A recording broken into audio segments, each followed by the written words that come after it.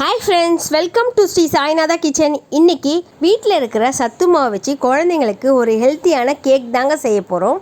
அதுக்கு ஒரு கிண்ணத்தில் 1 கப் அளவு சத்து மாவு எடுத்து நல்லா ஜெலிச்சிக்கலாம்.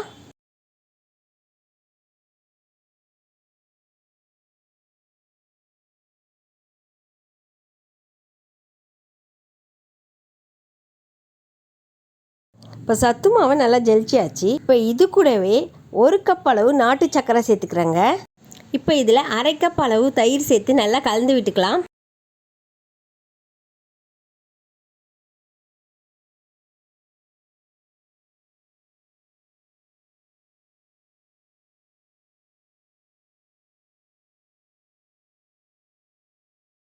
இப்போ நல்லா கலந்து விட்டாச்சு. இது கூடவே 1/4 கப் அளவுக்கு ரீஃபைண்ட் ஆயில் சேர்த்துக்கலாங்க. இப்போ நல்லா கலந்து விட்டுக்கலாம்.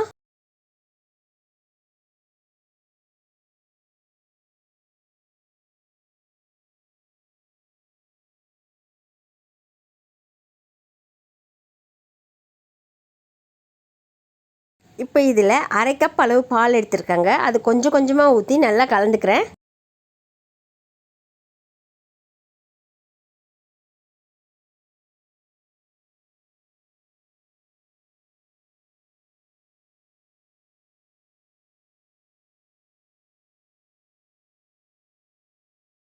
இப்போ நல்லா கலந்து விட்டாச்சு. இப்போ இதில் 1 teaspoon baking powder, 1/4 teaspoon baking soda சேர்த்து நல்லா கலந்து விட்டுக்கிறேங்க.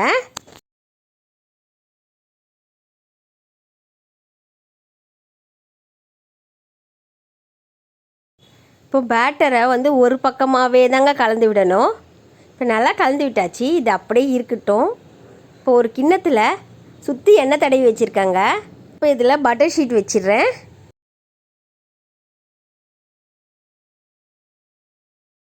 நம்ம ரெடி பண்ணி வச்சுருக்க கேக் மாவை இந்த கிண்ணத்தில் ஊற்றிக்கலாம்.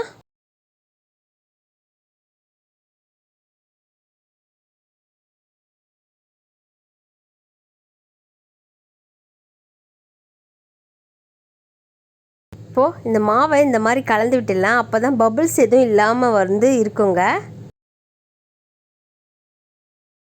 நல்லா டேப் பண்ணி விட்டுடலாங்க.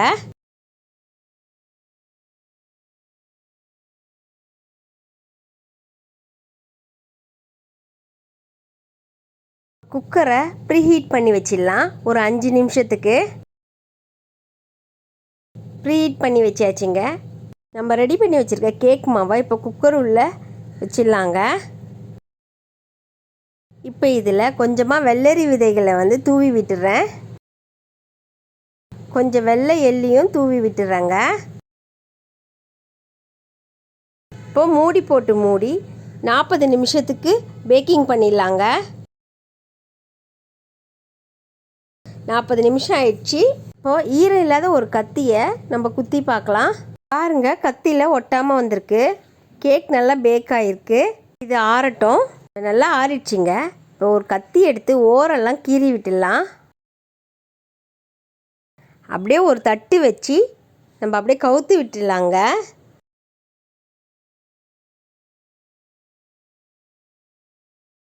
கிணத்துல ஒட்டாமல் வந்துச்சு.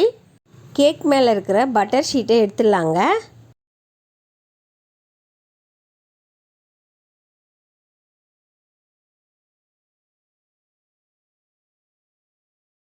பட்டர் ஷீட்டை எடுத்தாச்சு. இப்போ கேக்கை திருப்பி வச்சிடலாம். கேக் நல்லா சாஃப்டாக வந்திருக்குங்க. இப்போ கத்தி வச்சு பீஸாக கட் பண்ணிடலாம்.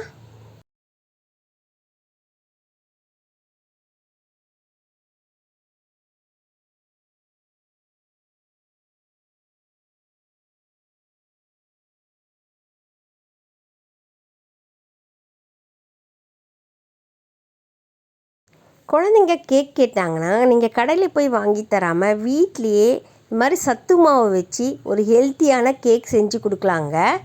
பாருங்கள், கேக் எவ்வளோ சாஃப்டாக இருக்குது, பார்க்கவே எவ்வளோ சூப்பராக இருக்குது.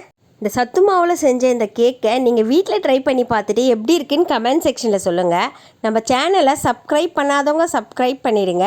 இந்த வீடியோ பிடிச்சிருந்தா லைக் பண்ணுங்கள், ஷேர் பண்ணுங்கள், சப்ஸ்கிரைப் பண்ணுங்கள், பக்கத்தில் இருக்க பெல் ஐக்கானை கிளிக் பண்ணிக்கிங்க.